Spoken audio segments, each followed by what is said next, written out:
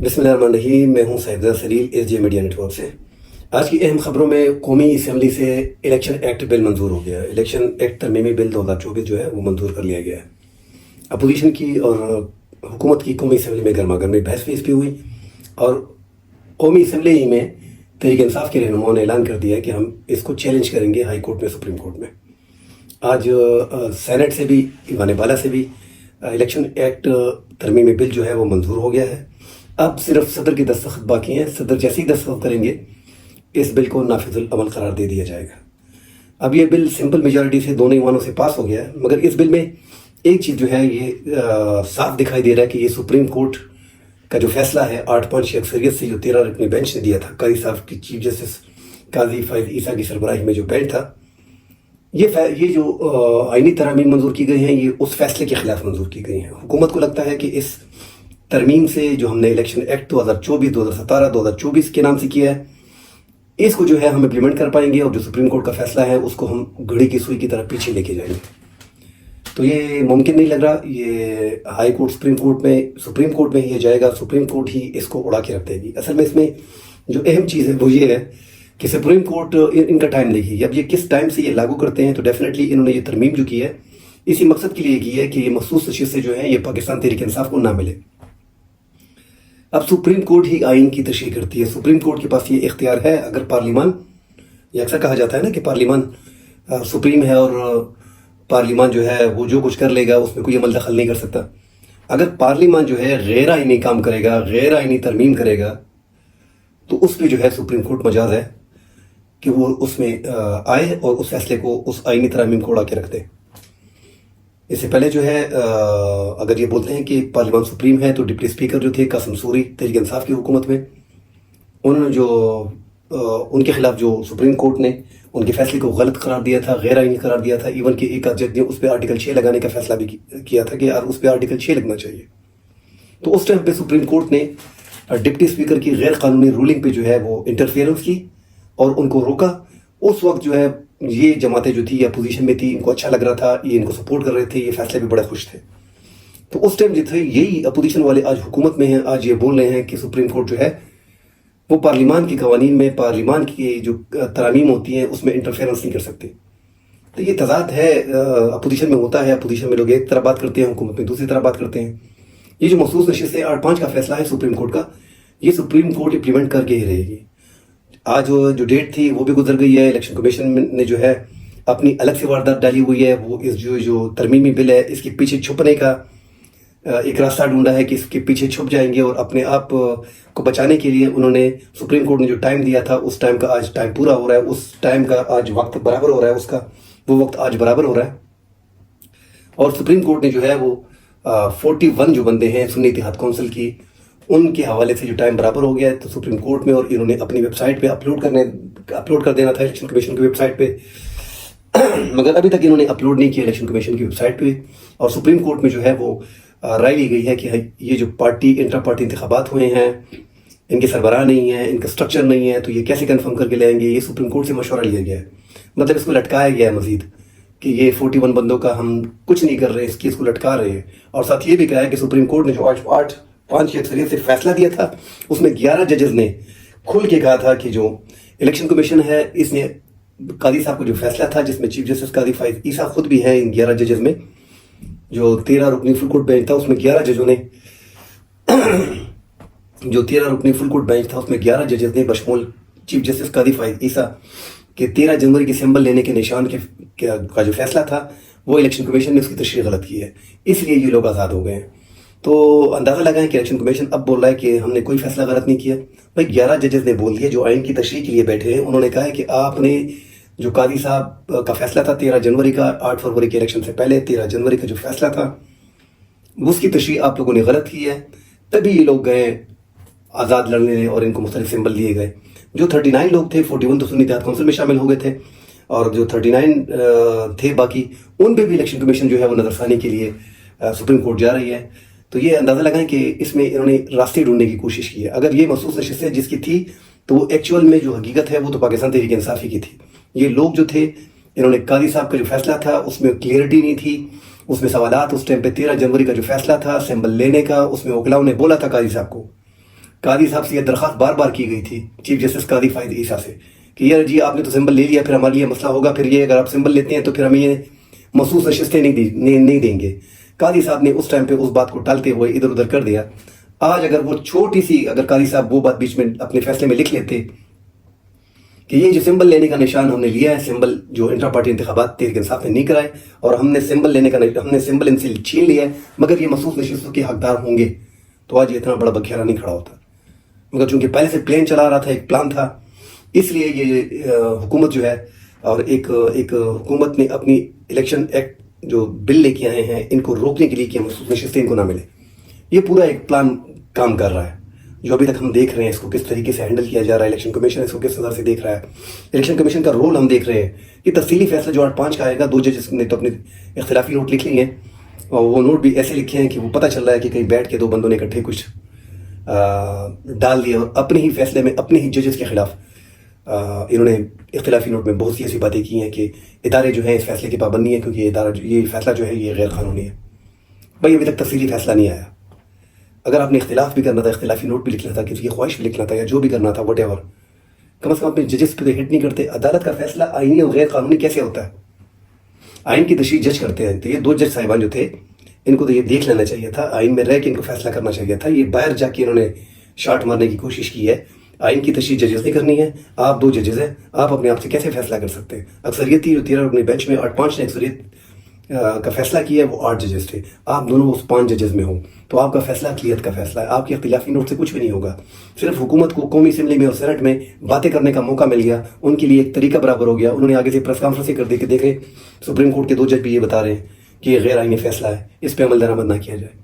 ان کو ایک ہٹ کرنے کے لیے بال چاہیے تھی جو ان 2 ججز نے پرووائڈ کیا، مگر فیصلہ وہی ہے جو 8 ججز کا ہے۔ جو اکثریتی فیصلہ ہوتا ہے آئین کی تشریح ججز کرتے ہیں، تو یہ 8-5 کی اکثریت سے جو فیصلہ ہوا ہے 8 ججز نے تشریح کر دی ہے اور وہ الیکشن کمیشن کو بتا دیا کہ 15 دن کے اندر اندر آپ نے مخصوص نشستیں جو ہیں وہ سنی اتحاد کونسل کو دے دینی ہے۔ انہوں نے اپنے بیان حلفی جو ہے پارٹی سے کنفرمیشن کرنے کے بعد ایفیڈیوٹ وغیرہ آپ کے پاس جمع کرا دینے، آپ نے نوٹیفیکیشن کر دینا ہے 6 دن کے اندر اندر۔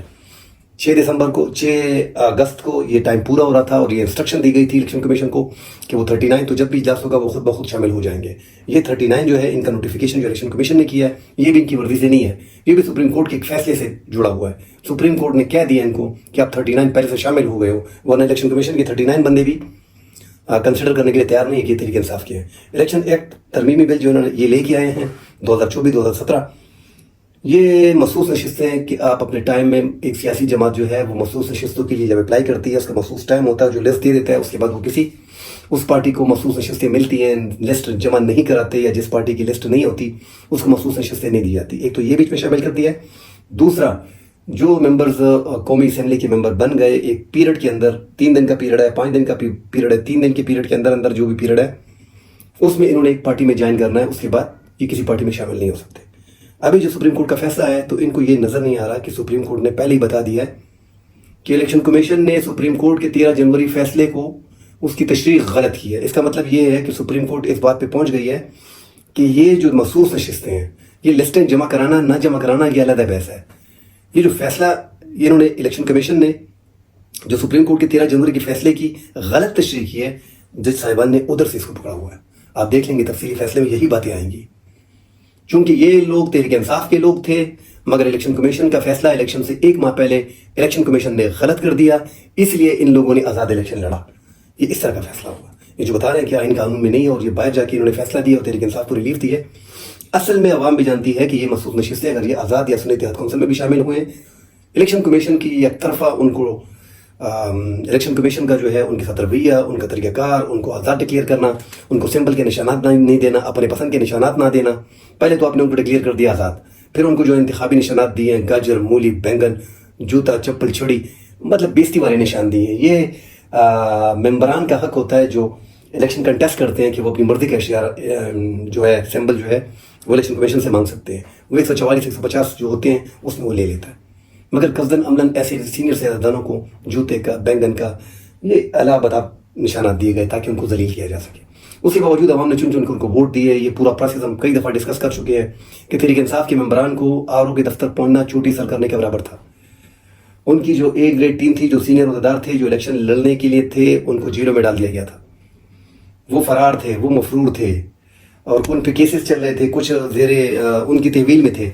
جو انڈر 19 کی ٹیم تھی، جو ان کا بی گریڈ ٹیم تھی، کوئی کمپین نہیں، کوئی جلسہ نہیں، کوئی جلوس نہیں، پکڑ دکڑ تھی ہر بندے کی، ورکرز کی بھی پکڑ دکڑ تھی. اس کے باوجود یہ لوگ جو ہے انتخابات جیت کے آ گئے اور ملک کی سب سے بڑی پارٹی تحریک انصاف بن گئے. اور تحریک انصاف نے الیکشن میں 8 فروری کو دکھایا بھی. 8 فروری کے الیکشن میں لگ رہا تھا کہ پنجاب کو، کے پی کو، اور سینٹرل میں اور بلوچستان میں، ایون کہ سندھ میں بھی چند سیٹیں، کہ پاکستان تحریک انصاف آسانی سے پنجاب میں، پختونخوا میں اور سینٹر میں حکومت بنا لیں گے، اور بلوچستان میں جو ہے وہ کولیشن گورنمنٹ ہوگی. سندھ میں بھی جو 17 قومی اسمبلی کی سیٹیں تھیں، وہ جو ایم کیو ایم کو دی گئی، وہ بھی آسانی سے وہ لے لیتے. اور جو یہ انہی کی سیٹیں ہیں تحریک انصاف کی، جو ایم کیو ایم کو دی گئی ہیں جولی میں. اور جو صوبائی اسمبلی کی سیٹیں تھیں، وہ بھی 28-30 تک تحریک انصاف کی بنتی تھی. ایک اچھا پوزیشن جو تھا وہ سندھ حکومت میں تحریک انصاف تھی.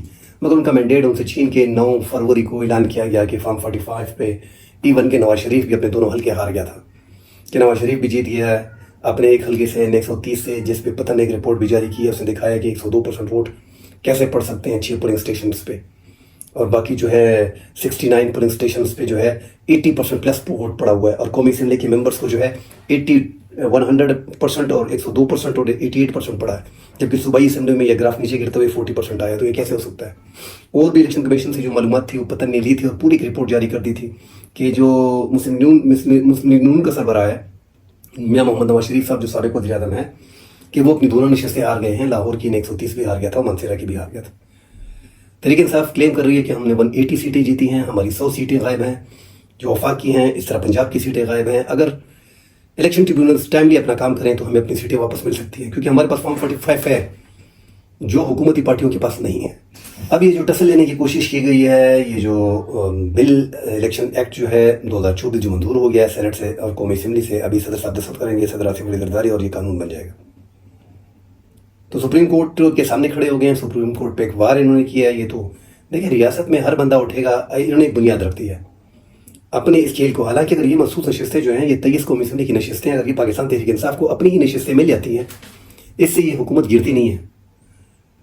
مگر پھر بھی انہوں نے ایک شروع کیا ہوا ہے. پہلے تو ان سیٹوں کو مالی غنیمت کی طرح آپس میں بانٹا گیا، پھر سپریم کورٹ نے اس پہ روک لگا دی کہ نہیں یہ آپ کی نہیں بنتی، اس پہ کیس ڈالا ہوا ہے، یہ دیکھتے ہیں کدھر جاتی ہیں. اب یہ سپریم کورٹ نے ان کو دے دیا، ان کا حق ان کو واپس دے دیا ہے، تبھی یہ چیخو پکار شروع ہو گئی ہے. اب جو ہے انہوں نے سپریم کورٹ پہ حملہ کر دیا. یہ ایک طرح کا حملہ ہے. سپریم کورٹ کی ایک ادارہ جو ہے وہ سپریم کورٹ کا ایک فیصلہ ہے اس کو امپلیمنٹ نہیں کرتا. دوسرا آئینی ادارہ ہے جس کو احکامات دیے گئے ہیں کہ 15 دن کے اندر جو ہے آپ کو ہدایات دی جاتی ہیں.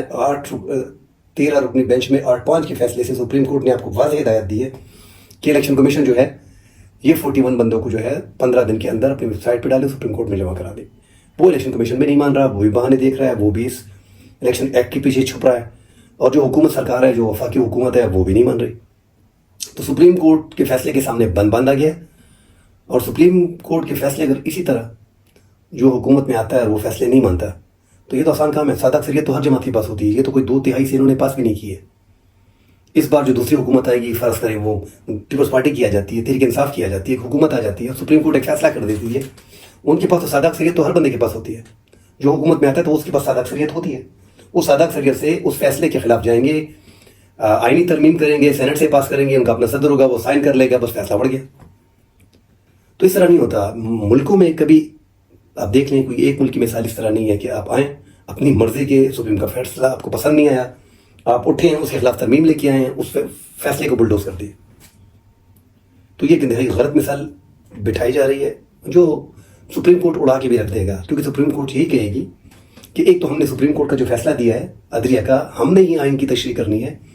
آپ نے اگر الیکشن ایکٹ کرنا تھا تو یہ پہلے کر لیتے یا بعد میں کر لیتے. اس فیصلے کے درمیان اس کا ٹائم آپ رکھ ہی نہیں سکتے ہو.